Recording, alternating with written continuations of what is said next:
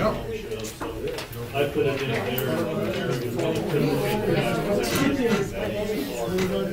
Yeah, that's right, they just need these for, yeah. So if you go up there and got one of those. Now, let's turn to Billy.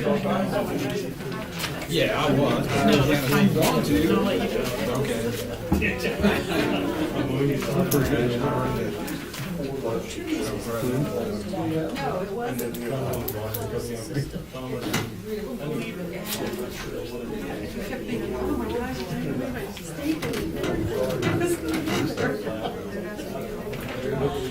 The funny thing about it was the state was prepared for her.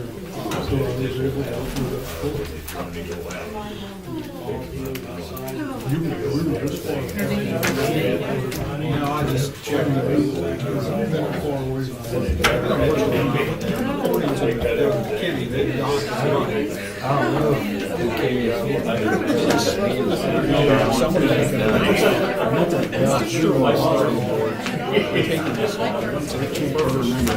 thinking second week of January. Well, yeah, that's becoming a problem. Yeah. Yeah, and he had to jump through all the hoops in for the contract.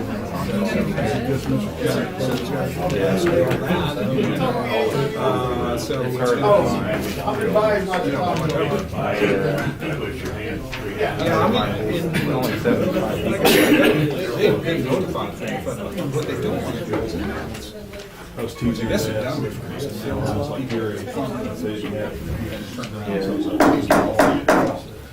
We'll call tonight's meeting of Lloyd City Council to order. Mandy, would you take a roll call, please?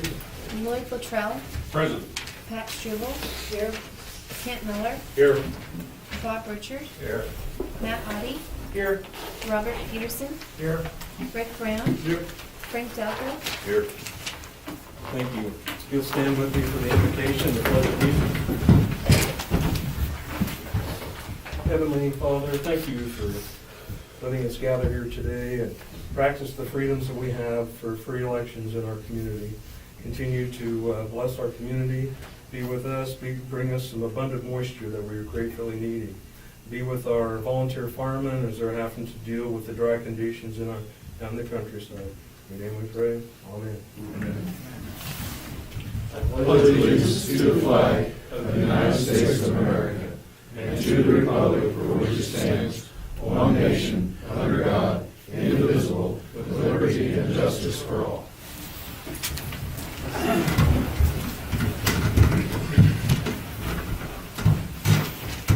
Bob, you have anything this time? Yeah, I have got one thing. The big black bird back up on the water tower. There were 97 of them last night, Oh, so be careful. no. Stand under the water. It looks like No, I just hope everyone got the opportunity to vote. I would like to offer my condolences to the Chase family. You know, David was like a fixture around here. I mean, he was a man of conviction, so he served a purpose. Yeah, he sure did. He'll be missed. Yeah. Mr. Brown? I agree with all. That's it. Same. Brian? Matt? I would just like a reason why we don't have our YouTube up yet. I know it's been a month. Can you get the cable figured out? Not yet. I need to work on it, but I gotta find a cable for it. Okay. Lloyd? No, thank you. Okay.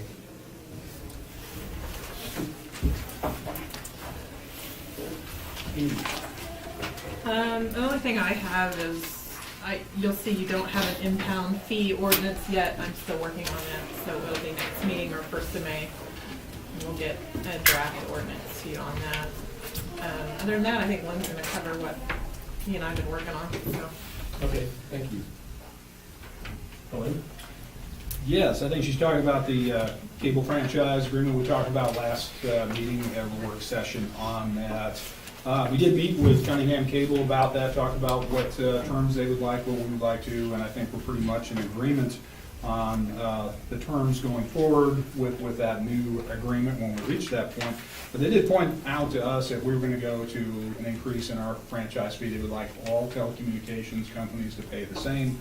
So we said, sure, sounds fair, let's do some research. So we looked at what AT&T is paying. They're actually operating under a 1949 franchise agreement, which has not been updated. So we sent a letter to them saying, I think we need to talk about that. It was originally a 5-year agreement back then, but it rolled forward, if it wasn't canceled by either party, but it was a 2% franchise fee on that. So what we like to do is meet with them as well as Cunningham and basically have the same franchise fee for both entities in the city of Beloit. So that'll probably take a little more time then to bring AT&T in and negotiate with them. But other than that, that was really the only kind of snag we had with Cunningham Cable, if that makes any sense to you. But they're operating under a franchise agreement. It's just about as old as a franchise agreement you can find.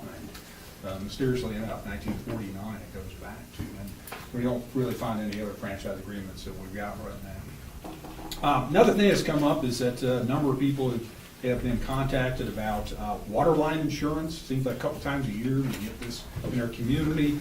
It's a perfectly legitimate business. Apparently they operate out of Topeka. It has nothing to do with the city, but it is water line insurance. You can insure your water, just like homeowners type insurance, things like that. So we get a lot of questions every time they send those out for a couple of weeks. We do get phone calls and what have you about that. So people are certainly free to purchase that insurance if they think they need it.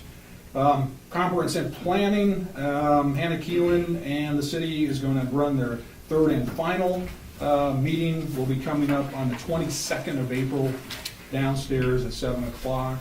That's a change. We were going to have that on the 3rd of this week, but there was a conflict with Hannah Keelan, so it's going to be the 22nd now. That'll be the third and final meeting, and we're doing a number of surveys. So we're doing some online surveys, some citizen surveys, some workforce housing surveys, and what have you. That's all part of that process. Speaking of housing, we still have not heard from our housing rehabilitation block grant yet. As you remember, we thought we'd probably hear about that back in January. Then they said March. It's past March now, so I believe the money's been allocated. It just has to be announced at this point. So that's just an administrative thing at this point. If you've been driving around town, you've probably noticed some construction work going on. One of the things we got going on right now is the entrance off Highway 24. As you remember, we're doing a second entrance out there, and once we finish that, we'll close off the existing entrance on the highway for the park that's been there for probably decades. So we'll still have an entrance off the highway, it'll just be further to the west, and it'll actually expand the acreage of the park there. And everybody in town probably, if you were in town last week, you experienced the power outage that we had. We're still not sure exactly what caused that and why it took down all circuits. We have a suspicion it was another squirrel or something of that nature, but why it took down the entire town, all the circuits all at once, we don't know. So we've had people come in from outside who are doing investigations and speak on that. So anyway, and kind of following up with that, I was in Ottawa, Kansas today. PowerPool is out there looking for more baseload power for us. It's a little different than I thought it was going to be. We're not actually purchasing into a plan. It'll be more of a power purchase agreement type of thing. So I'll be talking with you more about that. They're going to want us to participate in the study going forward as far as transmission and more baseload power.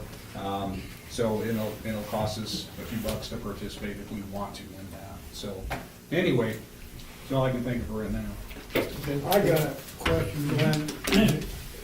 2 meetings ago, we passed a deal to get that CMAX crushed up there on the North Campus.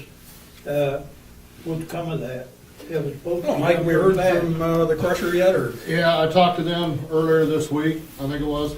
The project they're on, they've had a major breakdown with their equipment. So they're actually running behind on that project, but as soon as they get done, they'll be coming here.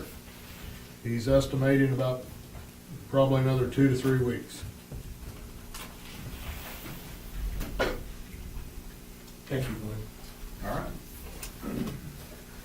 Next item on the agenda is the consent agenda for the meeting from March the 18th, appropriations for it. Any questions, comments?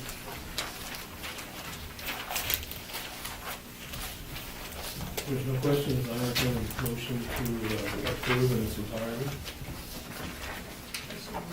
Moved by Councilperson Sherwood, that we accept the council meetings from March the 18th and appropriations 4A in its entirety. Do I have a second? Second by Councilman Richards. Any discussion? Mandy, would you take the roll call, please? Struble, Yes. Richard, Yes. Brown, Yep. Latrell, Yes. Miller, Yes. Audi, Yes. Peterson, Yes. Delka. Yeah. Thank you.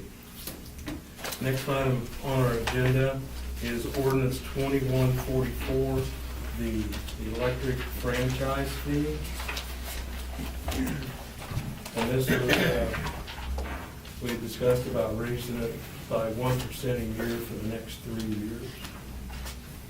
Any comments, questions, staff? Board?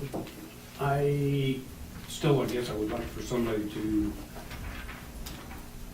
justify or explain why do we need to raise it that much more?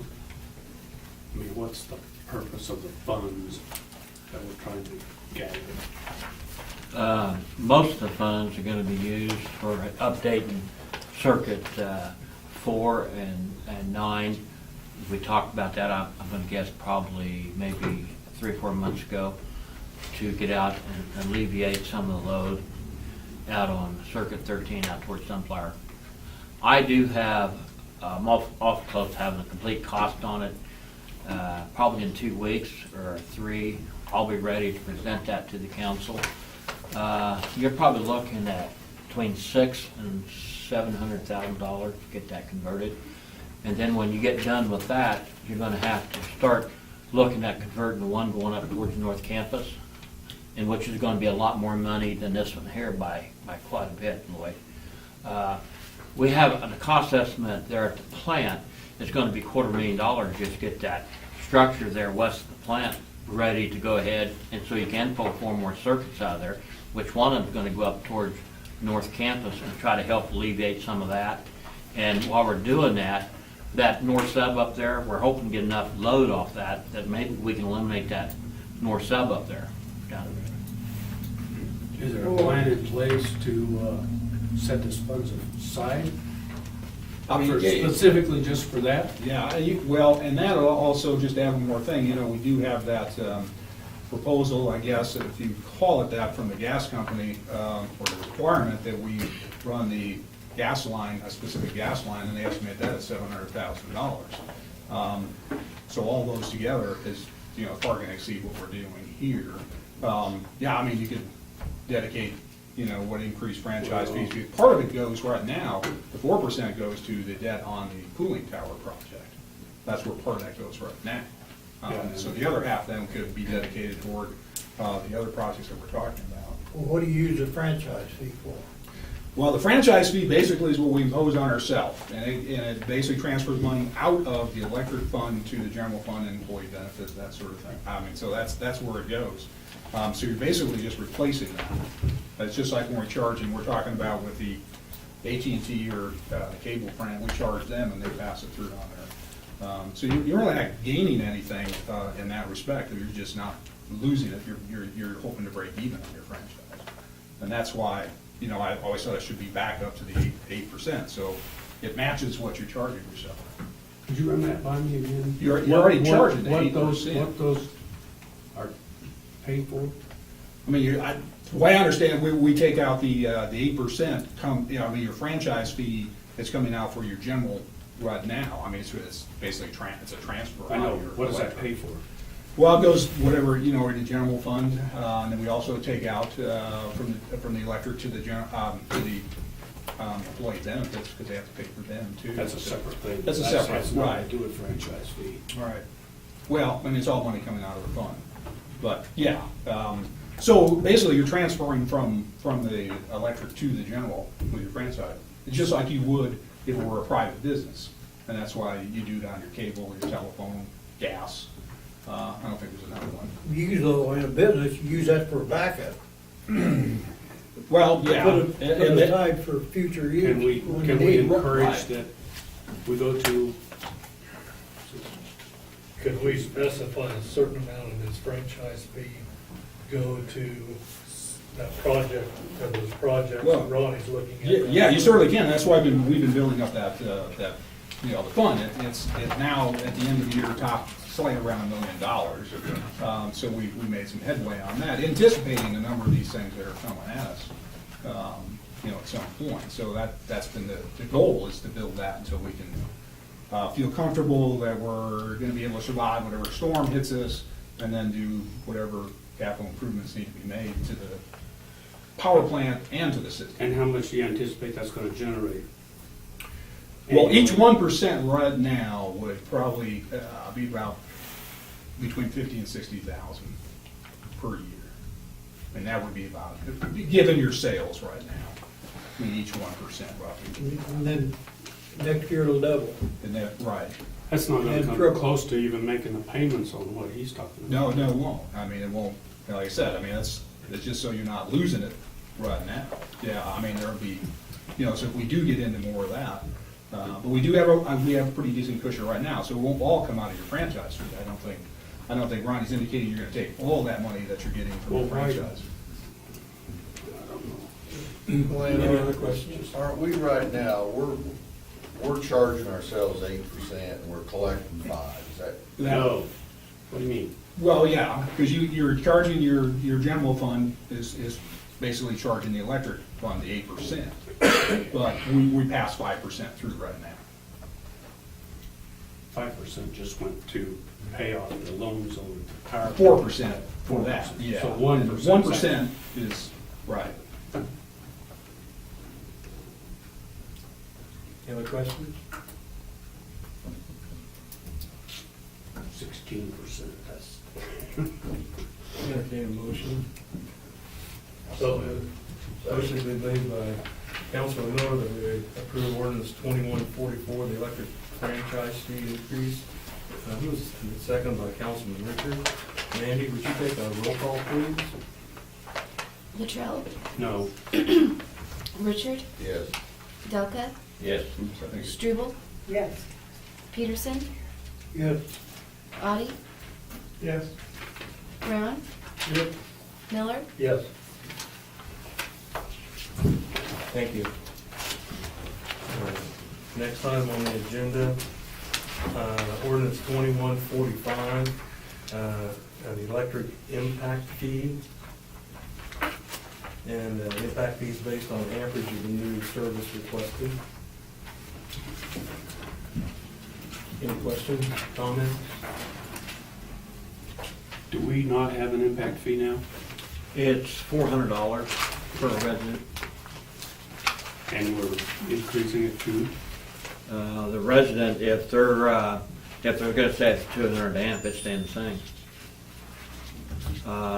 Where this is gonna catch it is your commercial, or if you got some house that is gonna put more than a 200 amp load back on our system, that's gonna increase. But And where this the is big, gonna be on all new and expanding or expanding interests into existing house, it would add some. If you have a house with 100 amp interest already in it, they've already met that impact there. But if they're gonna go up to a 200, I'd have to look at it, but I think it's $200 more on the fee schedule, is where it's gonna go up. Then like a new industrial facility, like something I built, would have a higher. A higher one, yes. fee Mhm. based on an increase of higher usage. Yeah, we have that in there. I can kind of tell you kind of what I think it was gonna be on your building. I didn't really look at it real close here, but it would have been quite a bit more.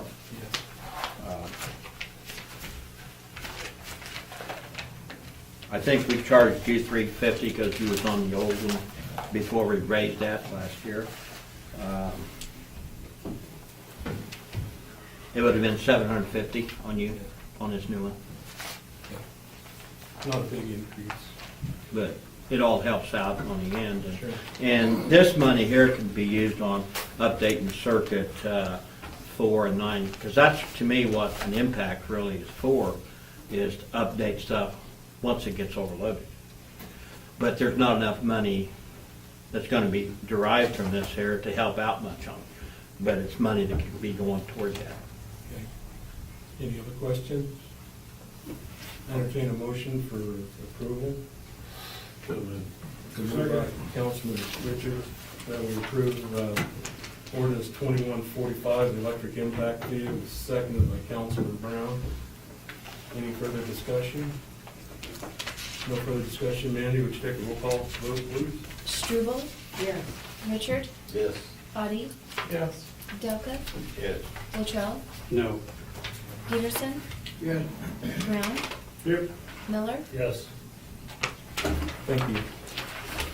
Next item on the agenda is ordinance 2146, authorize the city to establish fees for utility services outside the city limits. Any questions, comments for staff?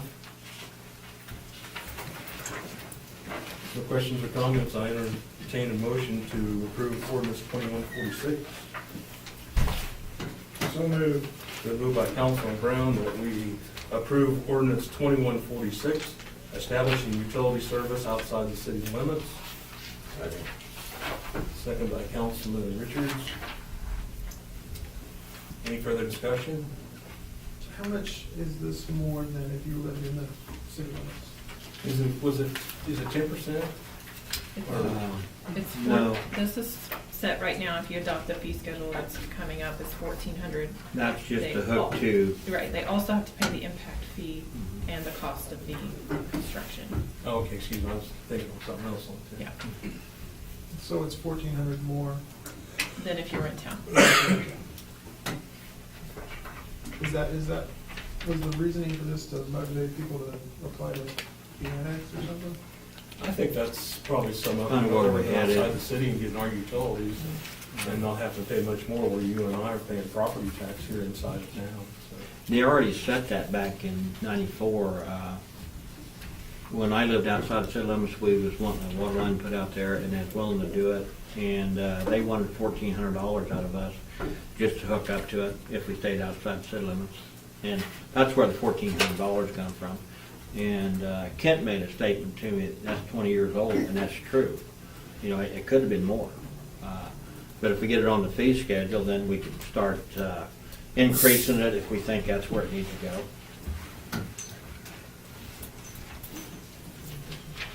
Any other questions? Entertain a motion for acceptance of ordinance 2146. I'm sorry. Yeah, we already have, I'm sorry. Lost track. Thank you, man. Mandy, would you take a roll call, please? Peterson, Yes. Miller, Struble, Yes. Richard, Yes. Audi, Yes. Latrell, No. Delka, Yes. Brown, Yep. Thank you. Next item on the agenda is resolution 2014-5, adds impact fees in the out-of-city limits for the city services established on 2145 and 2146. Mayor, I made a couple other small tweaks since we did this last too, so I wanted to point those out. One being the pool. If you remember the last time we did this, we didn't have the dates for the pool when they were gonna sell their passes and such, so those dates have been entered. No fees are actually changing, I just fixed that. And the other thing is the veteran and spouse grave spaces that we talked about in work session one time is at $0. I'll make sure that's correct. I believe that's what what we talked about. So, that's changed as well as the fees that we talked about tonight. So I just want to point that out. Okay, thank you. Any questions on resolution 2014-5?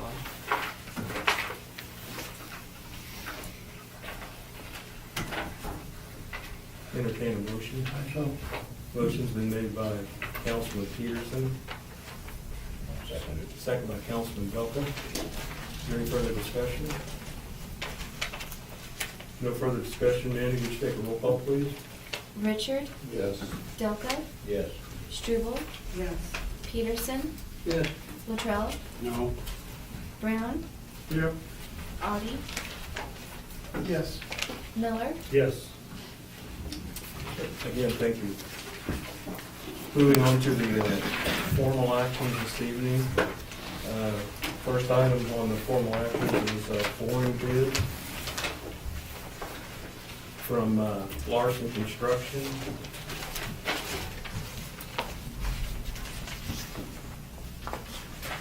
For the amount of $38,775. I'd like to make a comment on that. That's going to be a little less than that because $6,750 was going to be if they have to bring something in here to move that rubble down there behind where I think Mike piled that stuff up. But we made arrangements with Mike Cooper that we're going to move that transformer back up closer to the lift station, and we're going to redirect that so we don't have to go through those trees and that rubble.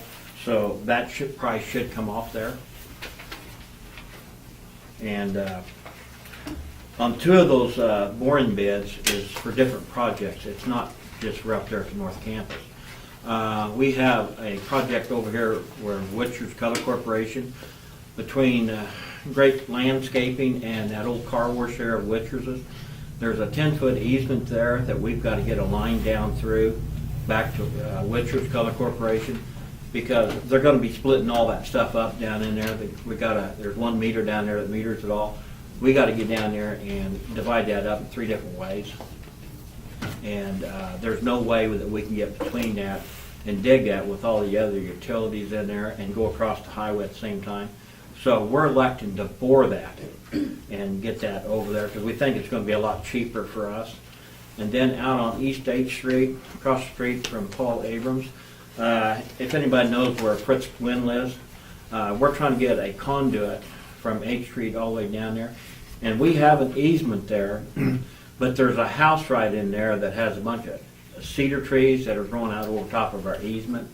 And instead of going in and cutting all those out and trying to dig through all the utilities, we're planning on direction to bore down under it and get clear back in there and bring it up. Because we've already dug it from the south end with what we could dig with our stuff. We just feel like that's going to be cheaper and more of a PR thing for that house owner there, that instead of going in there and tearing up those trees. There's some utilities in there too. Yes, there is. We have an old line in there, and telephone, and Cunningham's in there, and gas may be in there too. So there's quite a bit of utilities there that we're going to be dealing with, and we're just electing to try to go down underneath of them and get all the way back where we need to be. So then what's that boring bid gonna be then, Ron? The boring bid is actually $19,425 for the boring, and all the trenching up there that they're going to do at the North Campus is $12,600. But that doesn't include any of the pipe, and it's coming up here in a little bit too. And this is what Larson's gonna do? Yes. On this one in front of us right now? Right, that's what you're looking at right now. The people that put the sewer line in up there, we talked to them about trying to get involved in this, and they would have done it if we could have started it right then and there, but they had to be, I think, it was Great Bend, a week after they talked to us, so we kind of let them out, and we had another person who was going to submit a bid, but they never sent it. So we just went ahead and went with Larson. So for $32,025, we can get it. That's at least unless something changes where they get in something different, but there shouldn't be any other rubble in there that I'm aware of that we need to get around. Are they gonna have to bid that where they're trenching it? They I know they did. won't on the boring, but, What's that? I know they won't on the boring, but they're gonna have to use bedding material on the, No. It's supposed to be good dirt in there, so we don't really feel like we're gonna get anything. At least according to the people who put that sewer in, it's gonna be pretty good digging. so there won't be any additional cost for that. Shouldn't be. At least we didn't allow anything for that. Entertain a motion to accept the bid for $32,025. Motion is made by Councilman Luttrell, second by Councilman Peterson. Is there any further discussion? No further discussion, those in favor say aye. Aye. Opposed, same. Motion carried. Next item on the agenda is the conduit bid for $9,737.53 from Vector Supply. Any questions? No questions or comments? I entertain a motion to accept the bid from Vector Supply for $9,737.53. Motion's been made by Councilman Richards, second by Councilman Miller. Is there any further discussion? No further discussion.